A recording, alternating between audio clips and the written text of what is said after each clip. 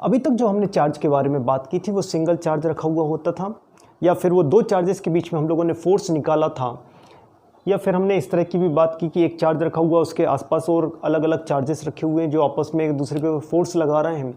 लेकिन हम लोगों ने ये सामान्य रूप से ऐसा देखा है कि जो चार्ज का जो डिस्ट्रीब्यूशन होता है वो समान रूप से फैल जाता है किसी कंडक्टर में, किसी उसके सरफेस में या उसके वॉल्यूम के ऊपर समान रूप से वो फैल जाता है। हमारा चार्ज आवेश हमारा समान रूप से फैल जाता है। उस आधार पर हमारा जो चार्ज का समान रूप से फैल जाना, उस आधार पर हम लोगों ने इसको 3 भागों में डिवाइड किया है। तो पहला जो होता है हमारा लीनियर चार्ज डिस्ट्रीब्यूशन होता है, रैखिक आवेश वितरण होता है। इसके अलावा 2 जो और होते हैं उनमें से एक होता है हमारा पृष्ठीय आवेश वितरण, जिसको बोलते हैं हम लोग सरफेस चार्ज डिस्ट्रीब्यूशन कहलाता है। तीसरा जो होता है हमारा आयतन आवेश वितरण, जिसको हम लोग बोलते हैं वॉल्यूम चार्ज डिस्ट्रीब्यूशन कहलाता है। तो ये चार्ज का जो डिस्ट्रीब्यूशन होता है वो 3 प्रकार से होता है। तो अभी हम जो मेन बात करने जा रहे थे वो रैखिक आवेश वितरण यानी लीनियर चार्ज डिस्ट्रीब्यूशन के बारे में बात करना चाह रहे थे। मतलब वो स्थिति जैसे एक वायर है या कंडक्टर है वो जो लीनियर है, रैखिक है, उसके ऊपर जब चार्ज का डिस्ट्रीब्यूशन होता है तो वो समान रूप से हमारा क्या होता है, फैल जाता है। तो जब समान रूप से फैल जाता है किसी कंडक्टर में, लीनियर फॉर्म में, रैखिक फॉर्म में समान रूप से फैल जाता है, तो उसको हम लोग नाम देते हैं क्या, रैखिक आवेश वितरण। तो सबसे पहले तो हमें इस बात को ध्यान रखना चाहिए, रैखिक आवेश वितरण क्या है हमारा, लीनियर चार्ज डिस्ट्रीब्यूशन क्या है। जब किसी कंडक्टर में लीनियर फॉर्म में चार्ज फैल जाता है, ठीक है, तो वो क्या कहलाएगा, हमारा रैखिक आवेश वितरण कहलाएगा, लीनियर चार्ज डिस्ट्रीब्यूशन कहलाएगा। जैसे एक वायर में जो हमारा ऐसा स्ट्रेट है उसमें हमारा चार्ज फैल गया है। मान लीजिए इस जो वायर है समान रूप से फैला हुआ है, तो इस तरह से हमने उसको दिखा दिया। मान लीजिए इस वायर का जो लेंथ है या जो कंडक्टर है, चालक की जो लंबाई है, हमारा चालक की लंबाई जो लेंथ है वो मान लीजिए कितना है, पूरा L है या कैपिटल L है, कैपिटल L से दर्शा दिया हमने, ठीक। इस पूरे वायर का जो लेंथ है हमारा L है, और यदि इस पूरे वायर में जो हमने चार्ज दिया है वो कितना है, Q है।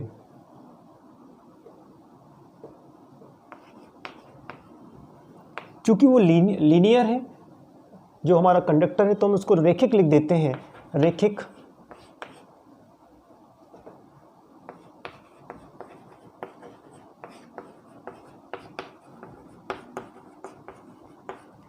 जो लीनियर कंडक्टर है उसके ऊपर चार्ज कितना है हमारा, Q है। तो इस तरह से लिख दिया हमने। तो ये ध्यान रखिएगा, हमने ये माना कि ये जो वायर जो कंडक्टर है हमारा लीनियर कंडक्टर है, उसके ऊपर टोटल चार्ज कितना है, Q। इस वायर का टोटल लेंथ कितना है, L। तो अब हम ये निकालना चाहते हैं कि इस वायर के कारण किसी यूनिट चार्ज के ऊपर कितना फोर्स लगेगा, या कोई इसके यदि करीब में हम किसी और चार्ज को लेकर आते हैं तो उसके ऊपर वो किस प्रकार का फोर्स लगेगा। तो उस बात को हम समझने के लिए हम लोगों ने यहाँ पर लीनियर चार्ज डिस्ट्रीब्यूशन को समझते हैं सबसे पहले। तो इस पूरे वायर को हमने छोटे से एक हिस्से को चुना, DL लंबाई का एक स्मॉल एलिमेंट लिया, एक हिस्सा चुना छोटा सा जिसकी लेंथ हमारा कितना है, DL है। हमने ये माना ये जो DL आपने लंबाई जो चुना है, इस पर जो चार्ज हमने माना क्या, DQ चार्ज है।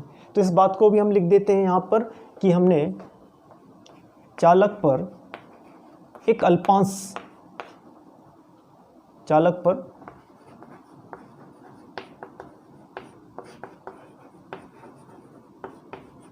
अल्पांश लंबाई, मतलब स्मॉल एलिमेंट, स्मॉल लेंथ आप लोगों ने चुनी यहाँ पर DL, ठीक है ना,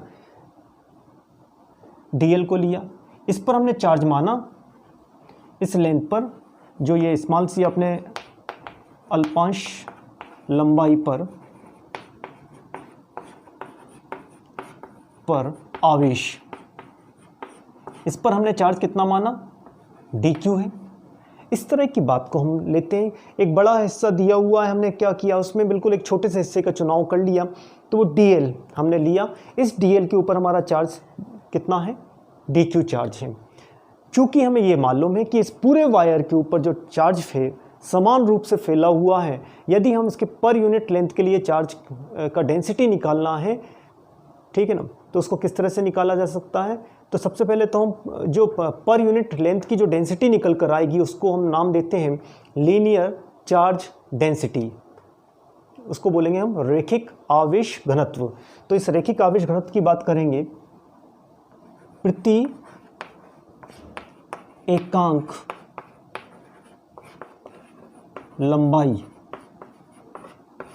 पर उपस्थित आवेश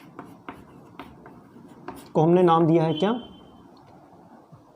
प्रति एकांक लंबाई पर उपस्थित आवेश, पर यूनिट लेंथ पर जो हमारा चार्ज मौजूद है उसको हम लोगों ने बोला है रैखिक आवेश घनत्व। तो इसको नाम देते हैं हम लोग लीनियर चार्ज डेंसिटी। और जो ये लीनियर चार्ज डेंसिटी होता है उसको हम लोग सांकेतिक रूप में किससे व्यक्त करते हैं, लैम्डा के रूप में। तो लैम्डा, तो ये लैम्डा कैसे निकाला जाएगा, हमें समझना होगा। यदि इसका लेंथ dl है, चार्ज कितना है dq है, तो यदि हम dq को dl से डिवाइड कर देंगे तो हमारा क्या निकल कर आएगा, लैम्डा निकल सकता है। पर यूनिट लेंथ का चार्ज डेंसिटी निकाल सकते हैं हम लोग। तो वही काम हम यहाँ करेंगे, लैम्डा का वैल्यू निकालना है तो dq अपान क्या कर देंगे हम dl, या सेम इसी प्रकार q अपान l भी कर सकते थे हम लोग, q/l। तो सेम हमने चूंकि छोटे से हिस्से को चुनाव कर रहे हैं और उसके बारे में अभी हम बात करेंगे सबसे पहले, तो लैम्डा इजिकल टू क्या लिख दिया हमने, dq अपान dl। अब बाकी की चीज़ों को हम यहाँ साइड में एक्सप्लेन करते हैं आपको। यदि इसको हम क्रॉस कर देते हैं तो हमारा क्या आएगा, dq is equal to lambda into dl। मतलब लेंथ में पर यूनिट लेंथ का हम जो लेंथ है उसमें पर यूनिट जो लेंथ पर जो चार्ज डेंसिटी है उसका इंटू कर देंगे तो टोटल चार्ज निकल सकता है। तो dq मतलब ये तो क्रॉस करके लिख दिया हम लोगों ने। अब हम ये बात करते हैं कि जो स्मॉल सा ये हमने जो कंडक्टर का जो हिस्सा लिया है, ठीक, उसके कारण किसी यूनिट चार्ज के ऊपर, परीक्षण आवेश के ऊपर या किसी भी चार्ज के ऊपर फोर्स कितना लगेगा उसको निकालने के लिए हम F फार्मूला हम लोगों को पता है 1/4πε0। तो क्या होगा, अभी हम इस छोटे से हिस्से के बारे में बात करना चाहते हैं। इस dq के कारण किसी q0 चार्ज के ऊपर कितना फोर्स लगेगा, q0 कौन सा है, परीक्षण आवेश, टेस्ट चार्ज है, जिसको हम इसके करीब में ऐसा समझ जाइए कि मान लीजिए ये तो dl है हमारा, ठीक, इससे r डिस्टेंस पर, इस dl हिस्से से r डिस्टेंस पर हम लोग एक यूनिट चार्ज को ला रहे हैं, उसके ऊपर फोर्स कितना लगेगा हम वो निकाल रहे हैं यहाँ पर, ठीक। तो F इजिकल टू क्या आ जाएगा, 1/4πε0 dq। ये dq क्या है, इस हिस्से के ऊपर चार्ज dq, इसके कारण इसके ऊपर फोर्स लगेगा तो q0, कूलॉम्स लॉ में हम लोगों ने पढ़ा है ना, दोनों चार्जेस जो होते हैं उनका मैग्नीट्यूड, तो यहाँ का मैग्नीट्यूड क्या हो जाएगा dq, उसका मैग्नीट्यूड क्या है q0, दोनों के बीच का डिस्टेंस जो होता है उसका स्क्वायर का रेसिप्रोकल, तो हमारा क्या आ जाएगा r²। तो इस तरह से आप लोगों ने इस छोटे से हिस्से के कारण r डिस्टेंस पर जो फोर्स लगेगा वो कूलॉम्स लॉ की मदद से आप निकाल सकते हो। अच्छा, इसमें एक बात और है, यदि इसको वेक्टर फॉर्म में कन्वर्ट करना हो तो कोई परेशानी की बात नहीं, आप यूनिट वेक्टर का इंटू करोगे और उसको वेक्टर फॉर्म में लिख सकते हो। तो यहाँ पे लिखोगे यूनिट वेक्टर r और ये वेक्टर के फॉर्म में कन्वर्ट हो जाएगा, वेक्टर f हो जाएगा। तो अभी हमने उसको नहीं किया है। अब आप देखिएगा, अभी हमने छोटे से हिस्से के कारण निकाला कि इसके ऊपर फोर्स कितना लगेगा। यदि इस पूरे वायर के कारण फोर्स निकालना होगा, यदि इस पूरे वायर के कारण यहाँ उस यूनिट चार्ज के ऊपर कितना फोर्स लगेगा यदि वो निकालना हो, तो हम लिख देते हैं यहाँ पर कि पूरे यानी उस रैखिक चालक है ना, संपूर्ण, ऐसा लिख देते हैं, संपूर्ण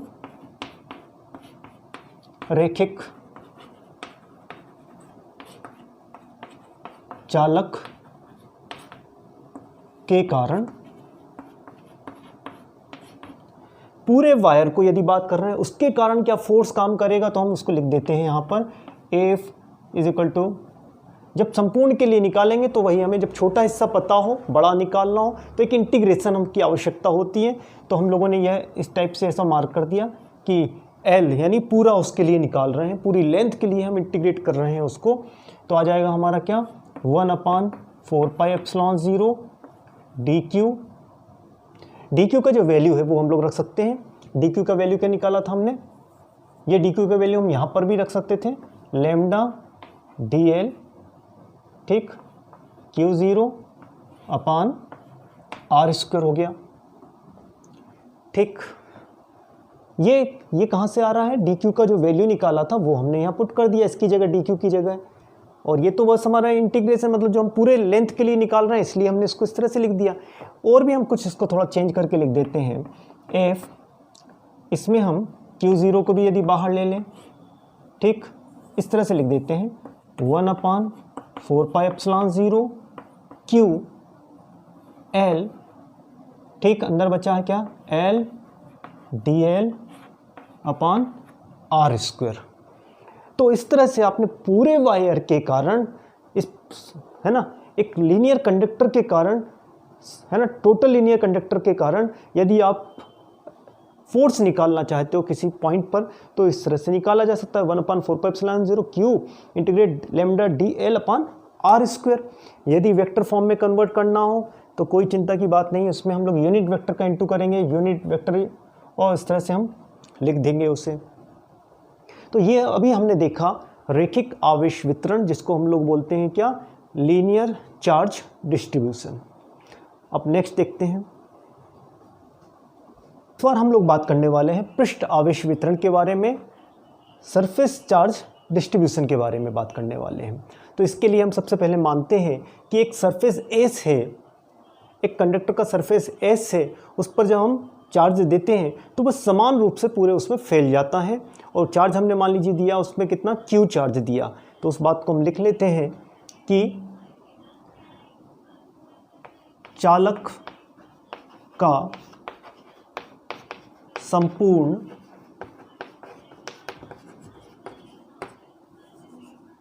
पृष्ठ का एरिया, जो भी कंडक्टर लिया है मान लीजिए उसका हमने एरिया कितना लिया, S लिया, और उसमें हमने जो पूरे S जो सरफेस है उसके ऊपर जो हमने चार्ज का टोटल जो चार्ज माना वो Q माना। चालक के पृष्ठ पर कुल आवेश, टोटल जो चार्ज होगा हमारा, उसको मान लिया हमने Q है। तो हमने सबसे पहले क्या लिया कि एक कंडक्टर है जिसका एरिया, उसका जो सरफेस है, उसका सरफेस का पृष्ठ जो है उसका क्षेत्रफल हमारा कितना है, S है, और उस S क्षेत्रफल को हमने चार्ज दिया है कितना, Q चार्ज दिया है। यदि उसमें एक, फिर वही हम इस तरह से हमने ये सरफेस चुना, इसमें ये चार्ज फैला हुआ है समान मात्रा में, और अभी हमने आपको बताया इसका एरिया कितना लिया है हमने, S इसका एरिया लिया है। यदि इस पूरे बड़े से एरिया के में हम एक छोटे से अल्पांश एरिया की बात कर ले, है ना, एक स्मॉल एलिमेंट चुना ds, इसको नाम दे दिया हमने ds चुना, छोटा सा एरिया लिया हम लोगों ने जिसका एरिया कितना, क्षेत्रफल पृष्ठ सरफेस कितना है, ds है। तो हमने नाम दिया अल्पांश पृष्ठ का क्षेत्रफल, अल्पांश पृष्ठ का क्षेत्रफल, जो स्मॉल एलिमेंट है हमारा ds, उसका एरिया हम लोगों ने माना कितना है, ds है। और यदि मान लीजिए वहाँ हमने चार्ज को माना इस ds हिस्से में, अल्पांश पृष्ठ का आवेश चार्ज हमने माना कितना है हमारा, dq है। तो इस तरह से हमने इस छोटे से हिस्से में चार्ज मान लिया कितना है, जो ds जिसका एरिया है उसमें चार्ज हमने माना कितना, dq है। यदि हमें पर यूनिट एरिया का, चूँकि समान रूप से फैला हुआ चार्ज है, ठीक, इस कंडीशन में यदि हमें पर यूनिट एरिया का चार्ज डिस्ट्रीब्यूशन निकालना है तो हम लोग निकाल सकते हैं। तो उसको हम लोग नाम देते हैं प्रति एकांक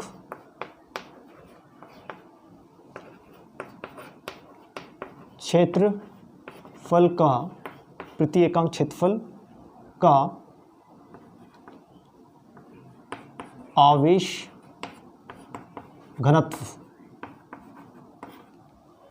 पर यूनिट एरिया का चार्ज डेंसिटी की बात कर रहे हैं हम। पर यूनिट एरिया का चार्ज डेंसिटी क्या होगा, तो हम सबसे पहले क्या कर सकते हैं, इसको व्यक्त करने का जो सांकेतिक रूप में इसको हम लोग व्यक्त करते हैं सिग्मा से, ठीक, इसको व्यक्त करते हैं हम लोग। पर यूनिट एरिया का जो चार्ज डेंसिटी होता है उसको व्यक्त करते हैं हम सिग्मा से, ठीक। तो हम लोग इसको सिग्मा को निकालने का तरीका क्या होगा, D Q upon D S. Sigma is equal to क्या आ जाएगा हमारा, D Q upon D S, या फिर हम लोग लिख सकते हैं sigma D S D Q. फिर वही जैसा हमने इससे पहले भी क्रॉस किया था, इसको क्रॉस मल्टीप्लिकेशन कर दिया तो क्या आ गया हमारा, D Q is equal to sigma D S. यदि आपको पर यूनिट लेंथ का चार्ज डेंसिटी यदि पता है तो कितना बड़ा हिस्सा, कितना बड़ा भी एरिया हो उसमें टोटल चार्ज हम निकाल सकते हैं केवल मल्टीप्लिकेशन कर कर इस तरह से। ये क्या है, सिग्मा हमारा पर यूनिट लेंथ का चार्ज डेंसिटी है, ds क्या है, एरिया है। यदि इस एरिया का इसमें इंटू करोगे तो टोटल चार्ज कितना है वो हम लोग निकाल सकते हैं। तो अब हम लोग बात करने वाले हैं कि इस छोटे से अल्पांश हिस्से के कारण किसी यूनिट चार्ज के ऊपर कितना फोर्स लगेगा। तो इसको हम यहाँ साइड में ही करेंगे, ठीक, तो यहाँ कर देते हैं हम साइड में। क्या निकालने वाले हैं हम लोग, इस छोटे से हिस्से के कारण आर डिस्टेंस पर, हमने फिर वही आर डिस्टेंस ले लिया इस बार भी। आर डिस्टेंस मान लीजिए वो इधर कहीं है, ठीक। आर डिस्टेंस पर हम लोग ये निकालना चाहते हैं कि इसके द्वारा लगने वाला फोर्स कितना होगा इस छोटे से एरिया के कारण। तो कितना होगा, तो एफ हम लोगों ने पढ़ा है 1/4πε0 यदि एयर वैक्यूम है। और क्या आता है हमारा,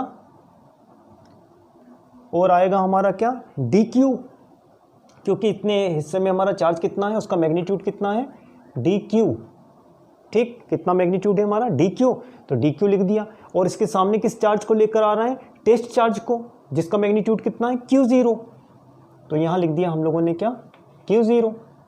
अतः कितना डिस्टेंस पर है वो, हमने बोला ना यहाँ से डी क्यू, ये जो हमारा इससे ये जो चार्ज है वो हमारा आर डिस्टेंस पर है, यानी इसका स्क्वायर कर दिया जाए इस तरह से। फिर वही यदि आपको यूनिट वेक्टर में कन्वर्ट करना है तो यहाँ यूनिट वेक्टर आर और ये अपना वेक्टर फॉर्म में कन्वर्ट हो जाएगा, ठीक।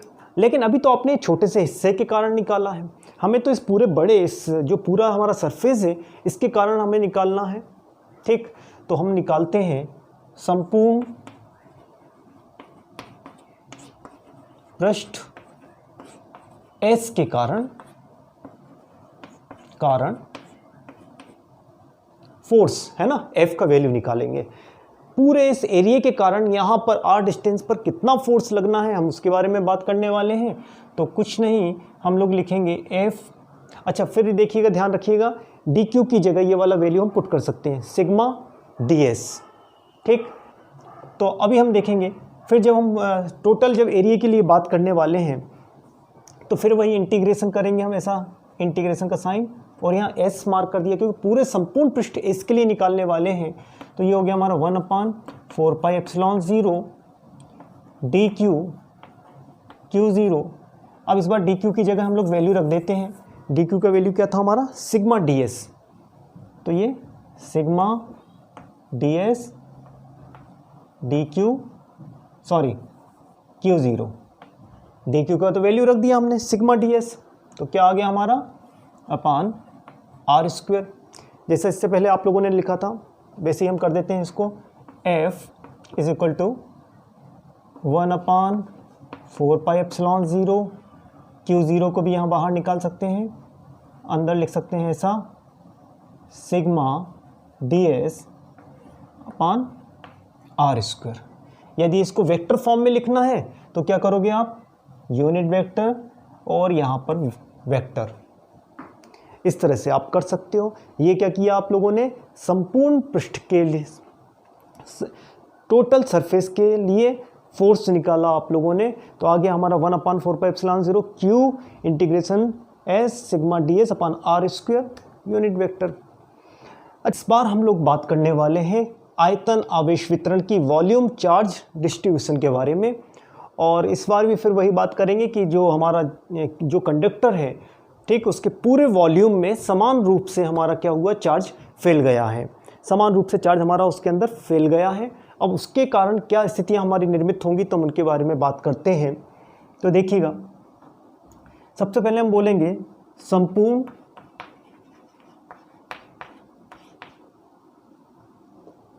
संपूर्ण चालक का आयतन, total volume of conductor.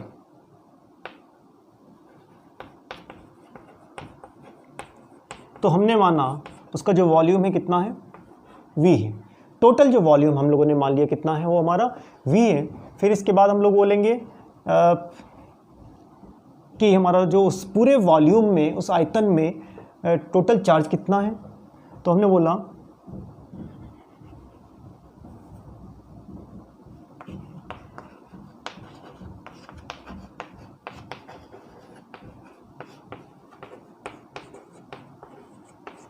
Total charge की यदि बात की तो हमने बोला Q चार्ज है।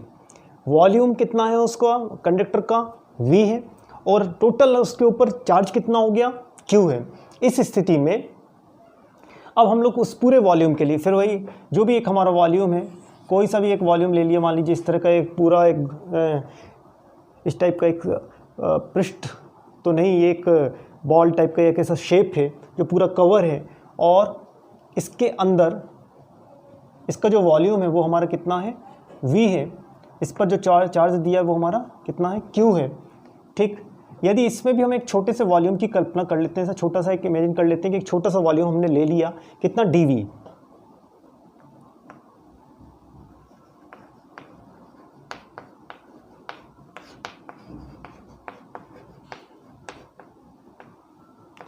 इसको हमने नाम दे दिया अल्पांश आयतन, या तो ऐसा छोटा सा एक हमारा वॉल्यूम है जिसको हमने बोला dV।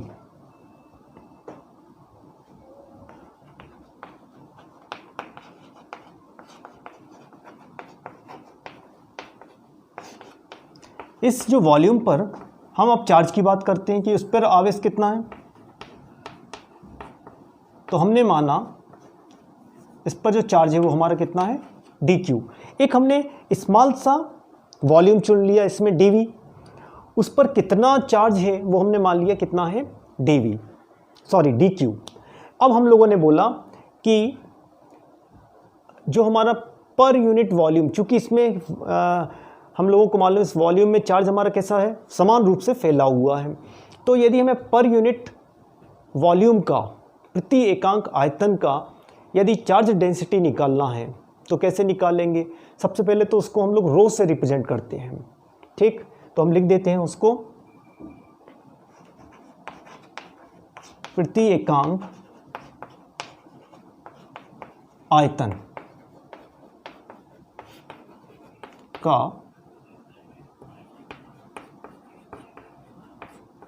आवेश घनत्व,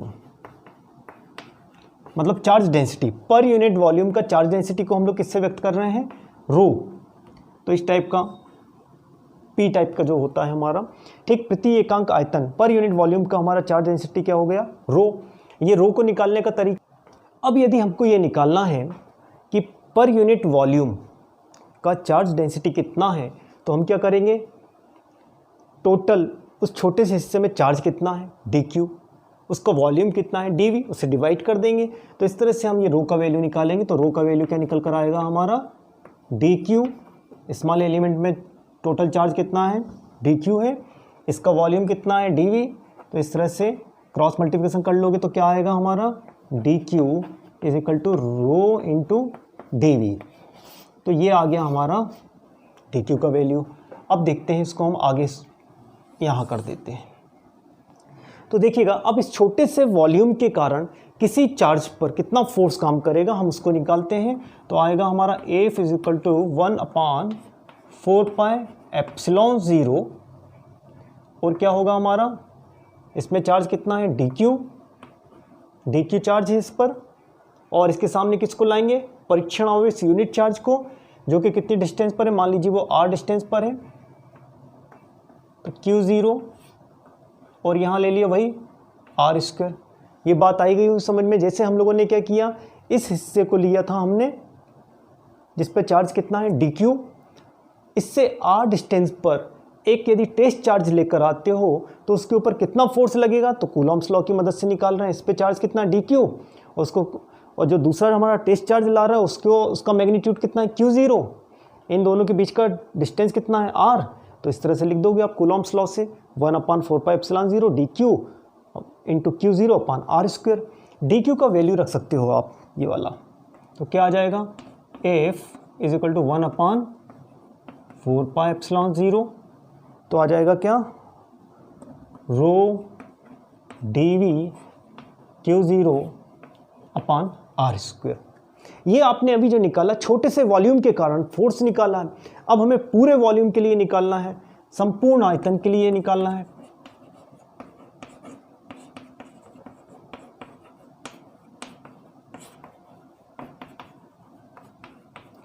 कि इस पूरे वॉल्यूम के कारण r डिस्टेंस पर जो हमारा यूनिट चार्ज है उसके ऊपर कितना फोर्स लगेगा ये निकालना है। तो हम क्या करेंगे, F इज इक्वल टू 1/4πε0, ठीक। और वो आपको ध्यान है ऐसा इंटीग्रेट कर देते थे, उसको हम टोटल v के लिए इंटीग्रेट करेंगे इस बार, तो ऐसा मार्क कर दोगे आप, ठीक। इंटीग्रेशन v 1/4πε0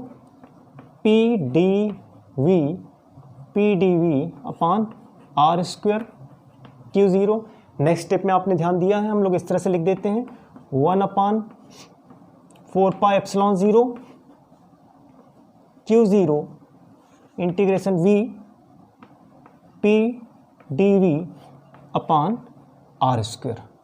अब आप लोग देख रहे हो यहाँ पर जो लिखा हुआ है, हमने संपूर्ण वॉल्यूम के लिए, पूरे टोटल वॉल्यूम के लिए आपने फोर्स निकाला कि उस r डिस्टेंस पर कितना फोर्स लगेगा, इतना लगेगा।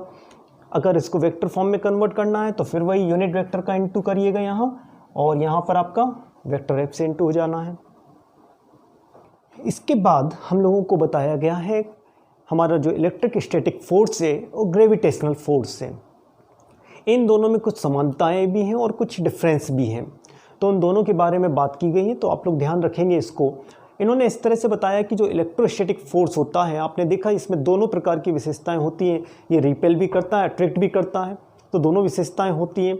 ग्रेविटेशनल फोर्स जो होता है वो केवल हमारा अट्रैक्ट करने का काम करता है, आकर्षित करता है केवल, ठीक। तो एक हमारा डिफरेंस तो ये हो जाता है, तो ये याद रखेंगे हम लोग, सिंपल डिफरेंस जो एग्ज़ाम में पूछ लिए जाते हैं। सेम इसी प्रकार अगर एक और बात यदि हम करें तो हमने देखा कि ये जो मीडियम के ऊपर डिपेंड करता है हमारा इलेक्ट्रोस्टैटिक फोर्स होता है। हमने देखा था दो चार्जेस के बीच में जो लगने वाला जो फोर्स था वो मीडियम के ऊपर डिपेंड करता है, माध्यम के ऊपर डिपेंड करता है। जो ग्रेविटेशनल फोर्स होता है वो हमारा माध्यम के ऊपर डिपेंड नहीं करता, तो ये एक हमारा एक और डिफरेंस था। तीसरी बात हम एक और की जा सकती है इसमें कि जो हमारा इलेक्ट्रोस्टैटिक फोर्स है वो काफ़ी स्ट्रॉन्ग फोर्स माना जाता है, काफ़ी मजबूत है ना बल है वो, जबकि हमारा जो ग्रेविटेशनल फोर्स होता है वो हमारा क्षीण या हमारा वीक फोर्सेस में माना जाता है। जो हमें नेचर से जो हमें फोर्सेस जो मिला है तो उसमें ये हमारा वीक फोर्स है एक तरह से। बाकी कुछ इनमें सिमिलरिटीज़ तो होती हैं, तो सिमिलरिटीज़ में तो हमारा क्या आएगा कि सबसे पहला तो हम इसमें यही पॉइंट हम बोल सकते हैं कि दोनों हमारा क्या है, सेंट्रल फोर्स होते हैं, केंद्रीय बल होते हैं। जो इनका जो मास होता है उसको जो ज्वाइन करने वाली लाइन होती है उस डायरेक्शन में काम करते हैं, ठीक। तो ये केंद्रीय बल होते हैं, ये संरक्षी बल होते हैं, ठीक है ना। अगला जो टॉपिक है हमारा विद्युत क्षेत्र की अवधारणा, कॉन्सेप्ट ऑफ इलेक्ट्रिक फील्ड। तो सबसे पहले हमने जैसे बात किया कि कोई एक चार्ज जब रखा हुआ होता है तो उसके चारों तरफ एक ऐसा फील्ड कि यदि वहाँ उसके पास में यदि कोई दूसरा चार्ज आता है तो वो रिपेल होगा ये अट्रैक्ट होगा। ठीक, वो कोई दूसरा चार्ज यदि हम लाते हैं तो यदि आकर्षित होता है या प्रतिकर्षित होता है तो वो उसका चारों तरफ का दायरा, वो उसकी लिमिट है ना, उस सीमा को हम लोग बोल देंगे क्या, इलेक्ट्रिक फील्ड का नाम देते हैं। तो कुछ इस तरह से समझा जा सकता है कि ये प्लस क्यू चार्ज रखा है, इसके चारों तरफ जो फील्ड है ना, जिसके बारे में हम बात कर रहे हैं कि अगर इसके इस लिमिट में आएगा, यहाँ आएगा कोई दूसरा चार्ज, तो वो रिपेल होगा या अट्रैक्ट होगा। तो उसको हम लोग नाम देते हैं क्या, इलेक्ट्रिक फील्ड बोलते हैं। हम लोगों को ये भी पता है कि जब किसी चार्ज को हम यहाँ करीब लेकर आते हैं, मान लीजिए Q0 को जब हम यहाँ लेकर आते हैं तो लगातार जब ये यहाँ पास में आता है, Q0 को जब यहाँ लेकर आते हैं तो उस समय ये जितना इसके करीब आता है, इस प्लस क्यू चार्ज के जितना करीब आता है Q0 हमारा, वह उतना अधिक फोर्स फील करता है, उतना ज़्यादा फोर्स का वह अनुभव करता है इस Q0 को जब हम करीब लेकर आते हैं। और जितना अगर ये दूर जा रहा होगा तो वही स्थिति निर्मित होगी कि उसके ऊपर लगने वाला फोर्स हमारा लगातार कम होता चला जाता है डिस्टेंस के साथ में। तो ये एक तो हमारा फील्ड है, इसका प्लस क्यू चार्ज का वो फील्ड कहलाएगा हमारा, उसका विद्युत क्षेत्र कहलाता है, जहाँ तक उसका इफ़ेक्ट होता है किसी चार्ज का या किसी दूसरे चार्ज को लाने पर वह वहाँ रिपेल करे या अट्रैक्ट करे। इसके बाद हम लोग बात करते हैं, हमारा जो नेक्स्ट विद्युत क्षेत्र के बाद जो हम बात करते हैं वो इंटेंसिटी का बात करते हैं हम लोग।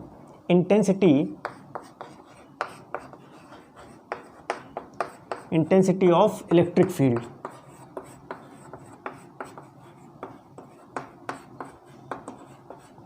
ठीक, विद्युत क्षेत्र की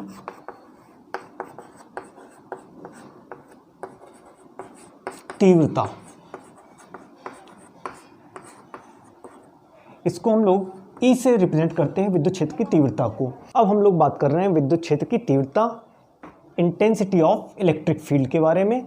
तो इंटेंसिटी क्या होता है, हमने देखा कि एक जब प्लस क्यू चार्ज था हमारा यहाँ मौजूद है, इसके करीब आप किसी यूनिट चार्ज को जब लेकर आते हो, टेस्ट चार्ज को लेकर आते हो या यूनिट चार्ज को लेकर आते हो, तो उसके ऊपर जितना फोर्स लग रहा होता है, किसी पॉइंट पर जितना फोर्स लग रहा होता है उसको ही हम क्या बोलते हैं, उस फोर्स को ही हम लोग बोल देते हैं इंटेंसिटी। ठीक, आपको ये भी पता है इस प्लस क्यू के करीब में जितना आप इसको लेकर आओगे उतना ही उसके ऊपर फोर्स का वैल्यू बढ़ जाएगा, यानी फोर्स का वैल्यू बढ़ने का मतलब इंटेंसिटी बढ़ना। तो यदि आप किसी चार्ज के पास में किसी यूनिट चार्ज को लेकर आते हो तो उसके ऊपर जो लगने वाला जो फोर्स होता है उसी को हम लोग बोल देते हैं क्या, इंटेंसिटी। तो E आपका बराबर होता है किसके, F के इक्वल होता है। E आपका F के इक्वल होता है, यूनिट चार्ज के ऊपर जितना भी फोर्स लग रहा होता है उसी को हम उस पॉइंट की इंटेंसिटी बोलते हैं। अब आपको एक बात और पता है, जब इस Q0 को आप यहाँ लेकर आते हो, ठीक, तो इसके ऊपर फोर्स काम करेगा, तो जो भी फोर्स काम कर रहा होगा उसको हम लोग क्या बोल देंगे, इंटेंसिटी होगा। आप यहाँ लेकर आए, अब आपको मालूम है कि इस पॉइंट से जब इस पॉइंट की हो, जितना इसके करीब आओगे, जितना इसके नियर आने वाले हो, आपका फोर्स का वैल्यू, मैग्नीट्यूड लगातार बढ़ेगा, यानी इंटेंसिटी भी क्या होगा, बढ़ता चला जाएगा। प्लस क्यू के जितना पास हम आते जाते हैं उतना ही हमारा इंटेंसिटी लगातार बढ़ता चला जाता है। तो इंटेंसिटी किसके बराबर होता है, F के बराबर होता है। ये किस कंडीशन में, यूनिट चार्ज के लिए। अगर वो यूनिट चार्ज नहीं है तो उस कंडीशन में हमारा क्या आ जाएगा, E=F/Q0। इसका भी इफेक्ट हम यहाँ ले लेते हैं। यूनिट चार्ज की स्थिति में वहाँ 1 आ जाता है तो वो E हमारा जस्ट F के इक्वल हो जाता है। तो इस तरह से इंटेंसिटी का जो फार्मूला होता है हमारा E=F/Q0। F क्या है, लगने वाला फोर्स, Q और Q0 या एकांक आवेश या यूनिट चार्ज के बीच में लगने वाला फोर्स था। ये हमारा जो चार्ज लेकर आ रहे थे उसका मैग्नीट्यूड है। तो इन दोनों का रेशियो हमारा इंटेंसिटी के इक्वल है। तो अगर यूनिट की बात की जाए तो यूनिट क्या हो सकता है हमारा, न्यूटन पर कूलॉम हो सकता है। तो इस तरह से हम लोग इंटेंसिटी के बारे में एक बात ये जानते हैं कि जैसे जैसे हम किसी फील्ड के करीब आते हैं वैसे वैसे इंटेंसिटी बढ़ती चली जाती है। और इंटेंसिटी एक बात और है, वो हमारा वेक्टर क्वांटिटी होती है, सदिश राशि होता है। अब उसकी दिशा क्या होगी तो वो देखिएगा आप लोग, यहाँ जब दिशा डायरेक्शन का बात करेंगे तो यदि आप Q0 को यहाँ ला कर रखते हो तो ये कहाँ जाएगा, इस डायरेक्शन में रिपेल होगा। तो इंटेंसिटी का डायरेक्शन कहाँ मिलने वाला है, आपको इस तरफ मिलेगा। ठीक, इंटेंसिटी का डायरेक्शन यहाँ मिलेगा। यदि आप इधर के लिए बात करते हो, यूनिट चार्ज को यहाँ ला कर रखते हो तो वो रिपेल होगा, इस तरफ जाएगा। तो इंटेंसिटी का डायरेक्शन, तो जिस डायरेक्शन में फोर्स लग रहा होता है उसी डायरेक्शन में हमें इंटेंसिटी की डायरेक्शन प्राप्त होती है। हमें ये ध्यान रखना है, एक वेक्टर क्वांटिटी होता है हमारा इंटेंसिटी। इसके बाद में हम लोग निकालेंगे electric field intensity due to a point charge.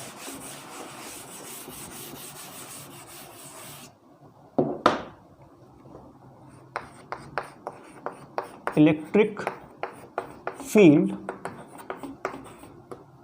Intensity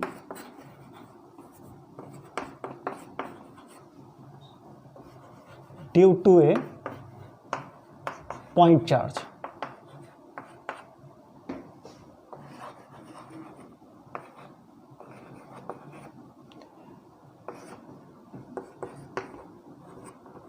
विद्युत क्षेत्र के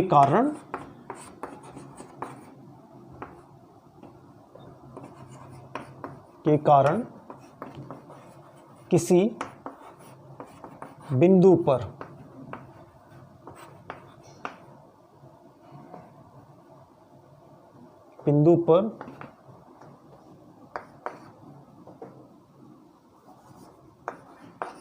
तीव्रता इंटेंसिटी। तो इसको हम लिख देंगे कि पॉइंट ओ पर हमारा प्लस क्यू चार्ज रखा हुआ है। ठीक, इससे आर डिस्टेंस पर पॉइंट पी है जहाँ पर आप लोग क्या करना चाहते हो, इंटेंसिटी निकालना चाहते हो। इस प्लस क्यू चार्ज के कारण इससे आर डिस्टेंस पर पॉइंट पी है जहाँ पर हम लोग इंटेंसिटी निकालना चाहते हैं। तो चूंकि इंटेंसिटी का जो फार्मूला आप लोगों ने देखा था, E = होता है हमारा F/Q0। तो यदि हमें P पॉइंट पर इंटेंसिटी निकालना है तो हमें किस चीज़ की आवश्यकता पड़ना है, एक तो एक चार्ज को लाना पड़ेगा यहाँ पर, टेस्ट चार्ज जिसको बोलेंगे। दूसरी बात, उस टेस्ट चार्ज के ऊपर इस प्लस क्यू ने कितना फोर्स लगाया, हमें उसकी आवश्यकता होगी। तो हम सबसे पहले क्या करेंगे, हम ये मान लेते हैं कि एक टेस्ट चार्ज Q0 को हम इसके करीब में लेकर आते हैं। ठीक, Q0 को जब हम इसके करीब में लेकर आएंगे तो ये प्लस क्यू चार्ज उसके ऊपर क्या करेगा, फोर्स लगाएगा। ठीक, तो वो फोर्स कितना होगा, कूलॉम्स लॉ से हम लोग बात करते हैं। यदि एयर या वैक्यूम में बात की जाए तो 1/4πε0 Q, ये Q चार्ज रखा हुआ है और ये जो चार्ज लेकर आ रहे हैं वो कितना मैग्नीट्यूड है उसका, Q0, डिस्टेंस कितना है r²। तो F का वैल्यू क्या हो जाएगा, 1/4πε0 Q0/r²।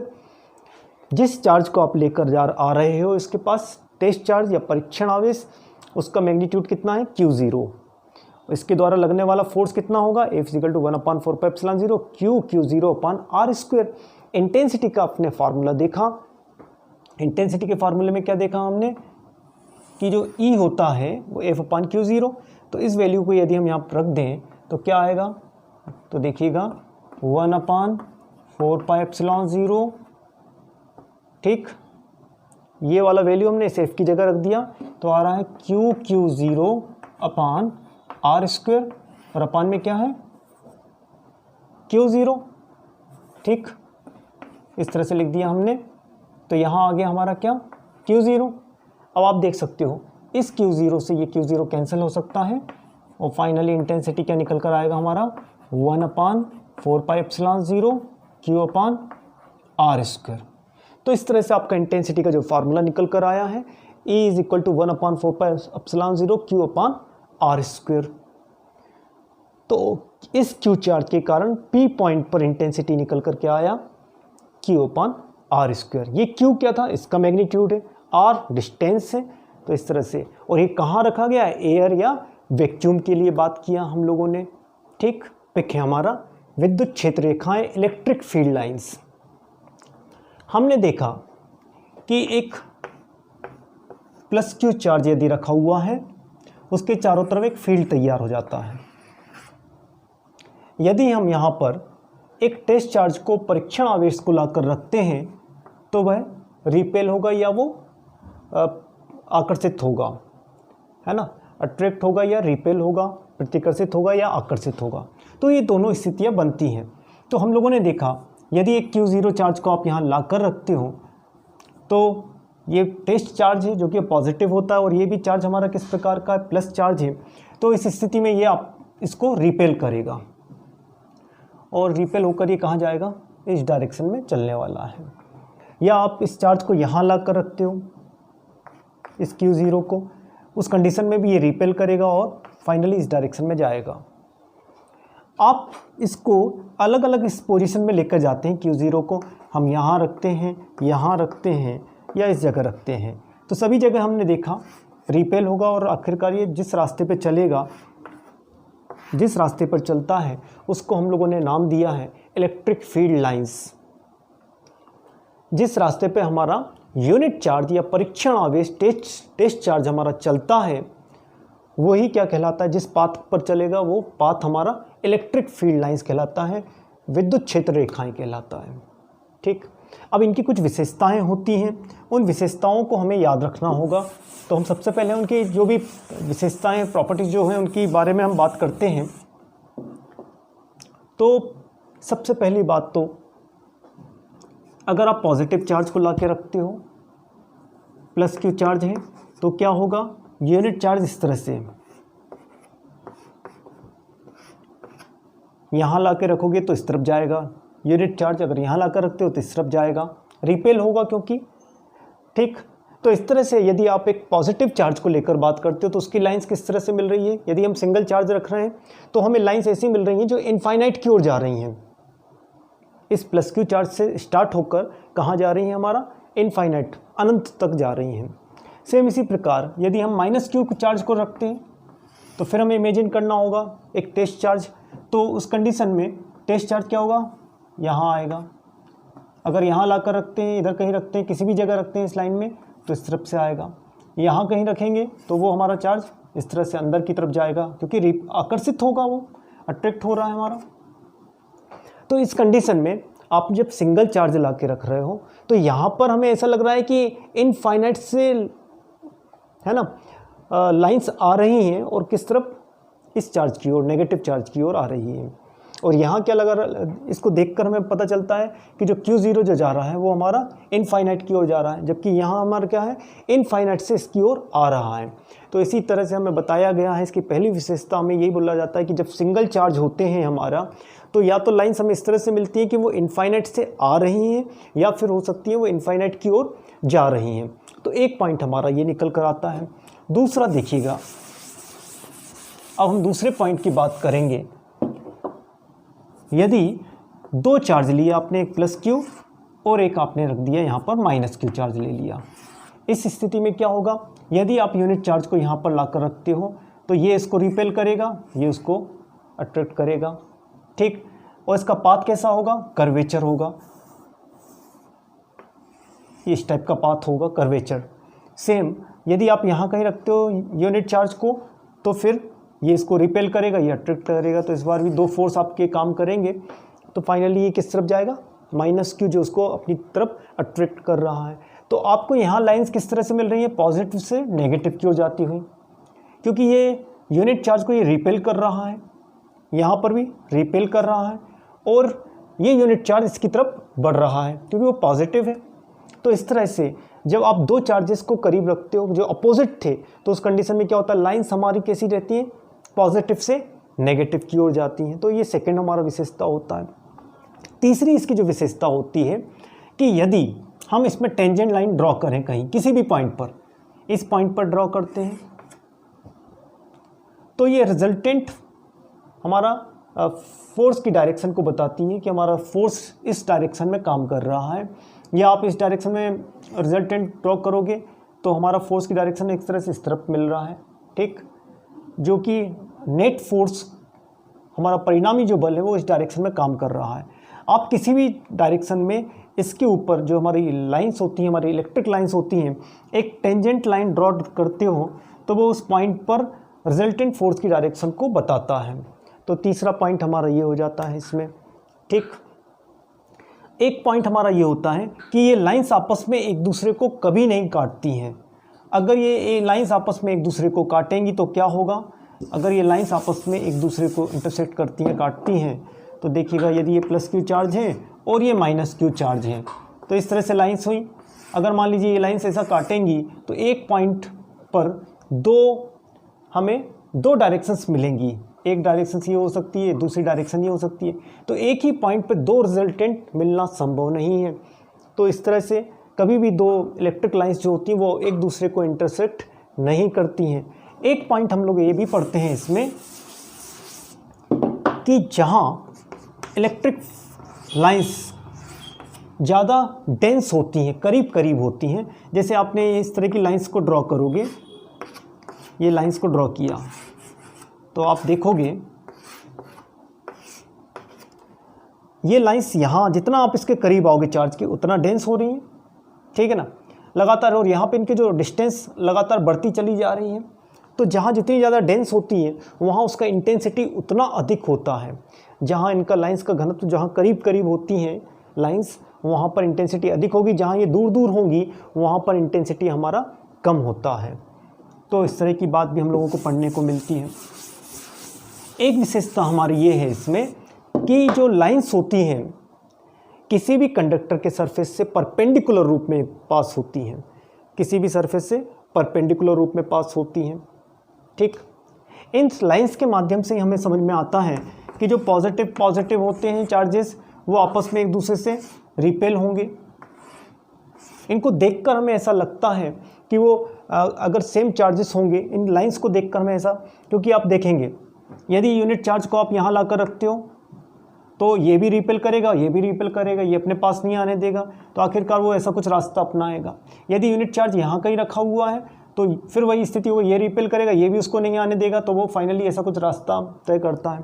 इनको देखकर हमें ये समझ में आता है कि ये जो लाइंस को देखकर हमें ऐसा लगता है कि ये आपस में एक दूसरे को रिपेल करते हैं। मतलब ये लाइंस को देखकर भी हमें समझ में आ जाता है। सेम इसी प्रकार का पॉजिटिव और नेगेटिव चार्जेस हैं यदि, तो इनकी लाइंस कुछ इस तरह से मिलती हैं। ठीक, इनकी लाइंस कुछ इस तरह से मिलती हैं। इनको देखकर भी हमें ये पता चलता है कि ये जो चार्जेस हैं आपस में एक दूसरे को अट्रैक्ट कर रहे हैं, आकर्षित हो रहे हैं। मतलब अपोजिट टाइप के जब चार्जेस होंगे तो वो आपस में एक दूसरे को आकर्षित करेंगे। तो एक बात हम लोगों को ये भी इसमें समझ में आता है।